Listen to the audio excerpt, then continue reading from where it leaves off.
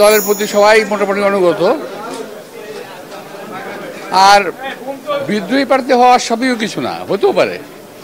তো ওটা আমরা ঠিক করে নেবো আস্তে আস্তে। আব্বাস ভাই, আপনি দীর্ঘদিন পর নির্বাচন করবেন, আপনি এর আগে মেয়র নির্বাচনের সময় জেলে ছিলেন, এবার সরকারি নির্বাচন করবেন, দীর্ঘদিনের প্রার্থী ঢাকার। এই শেষ সময় এসে আপনি মনোনয়ন পেলেন, আপনার লক্ষ্য কি থাকবে?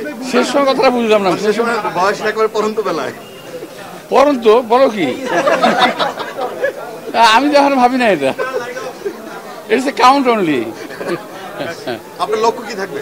আপনার আসনে বলা হচ্ছে জামাত খুব শক্তিশালী, বলা হচ্ছে এর আগে অনেক প্রার্থী এখানে নির্বাচন করার জন্য লড়াই করছে। শোনো, 1991 সালে জামাত ইসলামের আমিরকে আমি জামানত বাহাত্ত করে দিয়েছিলাম আল্লাহর রহমতে। তা আল্লাহর রহমতে প্রার্থী তো অফকোর্স শক্তিশালী, নিঃসন্দেহে। তবে এইটা হলো একটা নির্বাচন দেশের জন্য, দেশের মানুষের জন্য, দেশের জন্য। সুতরাং এখানে জামাত না বিএনপির বড় কথা না, বিষয় হলো দেশটাকে আমরা কোন দিকে নিয়ে যাচ্ছি।